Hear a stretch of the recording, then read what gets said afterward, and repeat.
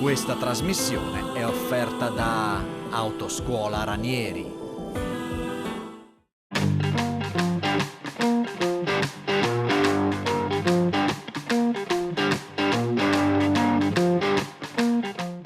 Eccoci qui al punto Telefriuli, benvenuto al sindaco di Pasini Prato, il dottor Andrea Pozzo, benvenuto sindaco. Benvenuto a voi, grazie per l'invito. Bene, allora partiamo subito con la situazione generale di questo comune che è forse tra i più importanti dell'Interland udinese e che in qualche modo ha un flusso di persone veramente notevole, oltre ai cittadini che sono quasi 10.000. No, sindaco, allora la situazione generale qual è? Com'è? Ma la situazione è che, come tutte le realtà altamente urbanizzate, anche il comune di Pasini Prato ha dovuto fare i conti con la pandemia e la seconda ondata è stata impegnativa. Noi abbiamo registrato 61 decessi, quindi un numero importante. Consideriamo che noi siamo un comune di 10.000 residenti all'incirca, ma considerato che le quarantene hanno evidenziato un numero molto alto di persone che vivono a Pasini Prato senza avere la residenza, mi verrebbe da dire che anche su questo stiamo facendo un ragionamento. Abbiamo individuato, diciamo in maniera correlata, il fatto che ragionevolmente il comune di Pasini Prato ha molto più di 10.000 persone che gravitano diciamo, in maniera stabile e come centro dei propri interessi in questo capoluogo, che è ovviamente alle porte della città di Udine ed è anche una zona residenziale di qualità. Devo dire che la qualità porta con sé anche ordine e in qualche maniera diciamo questo ci ha aiutato a far sì che tutte le prescrizioni che erano state messe in atto per contenere la pandemia sono state diligentemente attuate da parte della popolazione e il risultato si è visto, perché alla fine siamo riusciti ad avere un contenimento della diffusione. Purtroppo le categorie più deboli ne hanno risentito e questo ha portato inevitabilmente ai bollettini che ad un certo punto sono passati completamente nelle mani delle comunicazioni delle autorità competenti e anche disponibili sul sito della Protezione Civile, quindi tutti hanno potuto vedere giorno per giorno l'andamento. Oggi ci sentiamo molto sollevati perché di fatto i numeri si sono pressoché azzerati. E confidiamo anche che questa campagna di vaccinazioni possa, diciamo, farci affrontare quella che inevitabilmente sarà la terza ondata, possibilmente senza i gravissimi danni della seconda. Bene, naturalmente siete intervenuti con qualche ristoro, per quanto, più che ristoro, per qualche agevolazione su tasse e tributi per Ma negozi, bar, ristorazione, eccetera, insomma, mi pare. assolutamente, diciamo che noi abbiamo fatto due azioni fondamentalmente. La prima è stata quella di dare la più ampia possibilità a chi aveva esercizi pubblici, in particolare servizi di ristorazione, per poter utilizzare anche gli spazi all'aperto, e devo dire che questa è stata una sperimentazione interessante perché ha trasformato un po' in salotti quelli che erano un po' anche il nostro centro. A me è piaciuta questa sperimentazione e pertanto desidero che continui anche quando l'emergenza sarà superata. Vedere la piazza viva è un bel segnale. È chiaro che è correlata al fatto che non possono esserci assembramenti al chiuso, però se poi è ben strutturata è meglio avere un paese che vive, dove la gente si incontra e si incontra anche all'aperto, non soltanto per la consumazione ma anche per la socializzazione. Ovviamente gli interventi economici sono stati orientati sulla Tari. Noi sulla Tari abbiamo fatto due interventi. Il primo è stato quello dell'azzeramento della quota fissa, quindi i nostri esercizi non pagano la quota fissa della Tari, e poi per quanto riguarda invece la quota variabile siamo intervenuti prendendo tutte le agevolazioni che arrivavano dalla regione, che devono essere compensate con altrettante agevolazioni comunali, e noi complessivamente abbiamo investito 83.000 euro in questa iniziativa, considerando che 39 era il massimo conferito dalla regione. Noi abbiamo superato i 39.000 euro dati dalla regione e quindi oltre quella cifra la regione non dà. Noi abbiamo ritenuto che servisse qualcosina di più, quindi ci siamo impegnati con qualcosina di più. Ecco, diciamo che abbiamo cercato di sostenere anche noi, facendo la nostra parte, le attività produttive, quindi queste sono utenze economiche non familiari, sono quelle ovviamente per gli pubblici esercizi, e io penso che l'intensità di questi interventi sia il massimo che un'amministrazione comunale poteva fare, e noi abbiamo scelto di andare in questo senso. Ci auguriamo adesso che riparta il sistema economico, anche se devo dire che il comune di Paese di Prato è un po' tra quelli privilegiati, nel senso che molto reddito del comune di Paese di Prato dipende dalle attività delle persone che vivono in Paese di Prato, che non sono correlate al mondo commerciale, ma al mondo dei servizi e al mondo delle attività professionali, e quindi è chiaro che in qualche maniera il comune di Paese di Prato ne risente di meno. Il nostro è un comune che ha le casse sane ed è un comune che posso definire ricco perché, come molti avranno seguito negli ultimi anni, delle diverse attività molto importanti si sono insediate sul territorio, questo hanno portato nelle casse comunali risorse.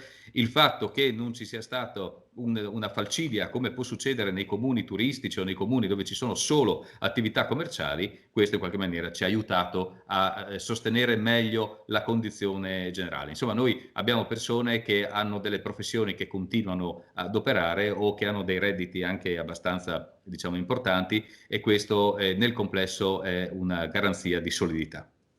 Ecco, vedo che ultimamente siete anche intervenuti sulla viabilità per quanto riguarda un po' le zone 30, eccetera, ma io ho ricevuto molti messaggini che riguardano la viabilità di Santa Caterina, fronte strada, gente che è residente, ma soprattutto gente che non è residente, che chiede di eliminare questi parcheggi sulla strada che creano qualche volta qualche problema. E poi molti che chiedono anche se ci saranno delle rotonde o meno proprio in zona Santa Caterina, che è una zona nevralgica, ma possiamo dire anche un biglietto da visita del comune, insomma, ecco. Certo, Santa Caterina è sicuramente una porta fondamentale per l'accesso al capoluogo della provincia, quindi è evidente che i flussi sono pesanti. Qui sono tre cose da dire. La prima è che ogni intervento sulla Pontebana deve essere concordato con FVG Strade. Noi abbiamo coinvolto in questo senso FVG Strade, quindi partiamo subito dalla rotonda. Diciamo, io immagino una rotonda per mezzi leggeri, quindi non rotonde di grandi dimensioni, simile, per capirsi, a quelle che troviamo in Viale Venezia di recente realizzazione, in maniera tale da poter risolvere diciamo, la presenza dei semafori, che in questo momento crea un blocco.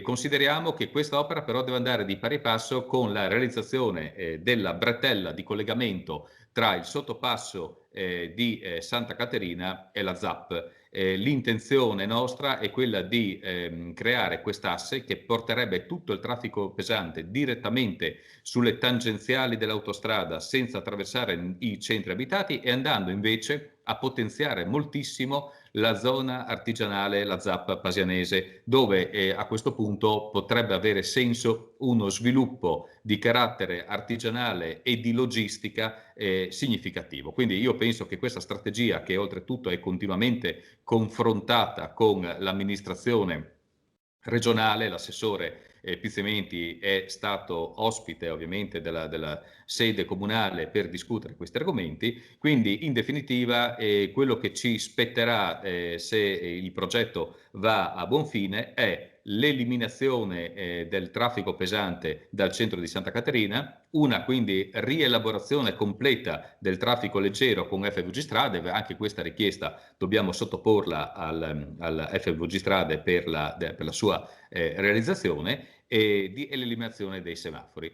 Lo so che è un progetto ambizioso, ma tutti i progetti ambiziosi che avevamo in testa in questi anni, e sto parlando anche di quelli già nel programma amministrativo, dalla casa di riposo all'housing sociale, agli interventi sul polisportivo comunale, eccetera, sono stati attuati. Devo dire che nel programma amministrativo c'è soltanto la bretella di raccordo tra il sottopasso e la ZAP. Questo risolve il problema del traffico pesante, ma condivido assolutamente che è l'occasione per discutere di tutto, anche perché è meglio fare strategia subito, questo è indubbio, e quindi condivido il suo pensiero su questo argomento. Ecco, ha parlato del polisportivo, quindi io chiedo anche sulla questione delle associazioni, come vede le associazioni sportive e culturali, anche di altro tipo che Pasini Prato, che sono tantissime e sono vitali e anche un aiuto per l'amministrazione notevole, perché il volontariato è, diciamo così, un po' il sale, un nervo, diciamo così, che è molto molto attivo. E poi se ci parla un po' anche della cittadella dello sport, che fine sta facendo, perché ci sono dei lavori in corso, mi pare.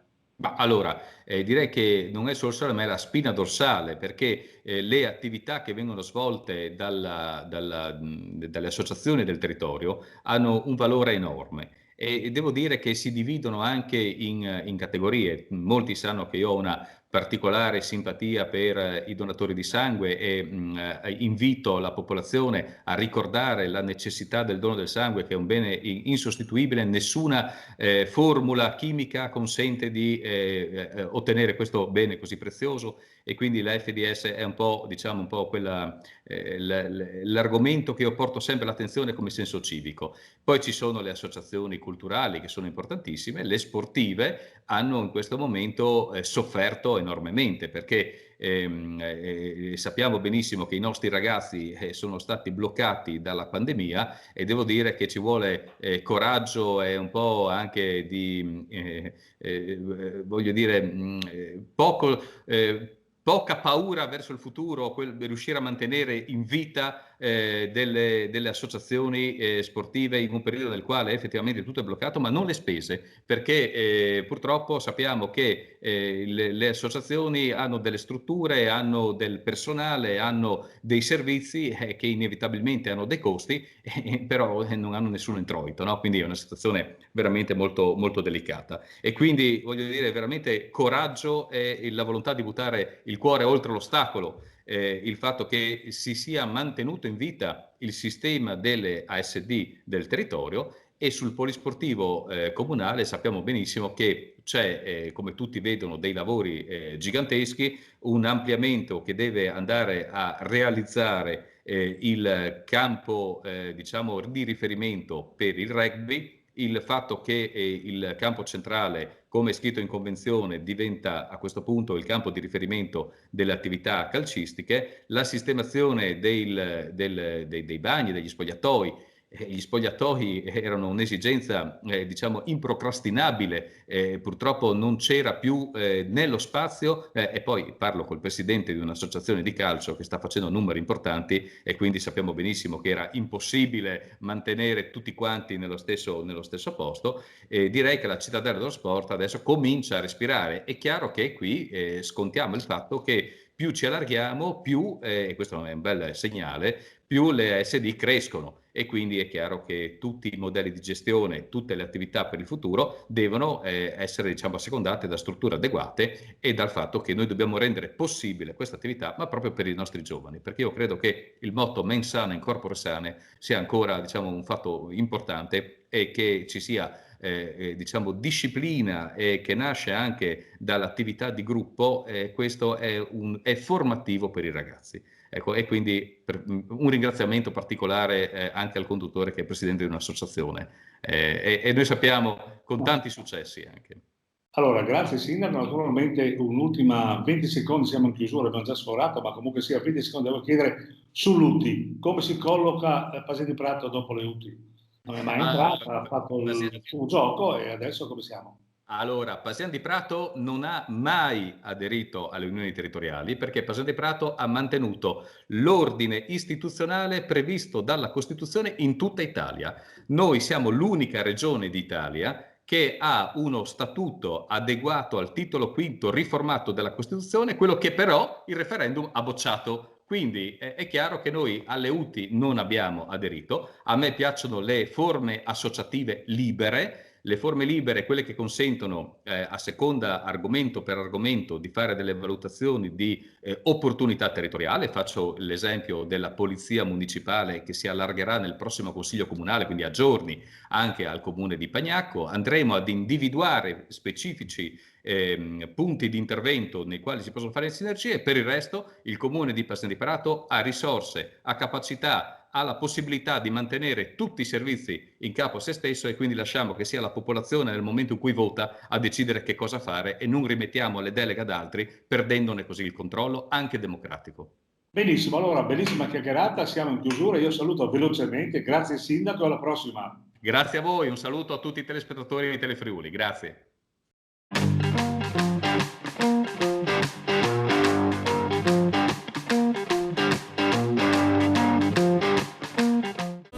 Questa trasmissione è stata offerta da Autoscuola Ranieri.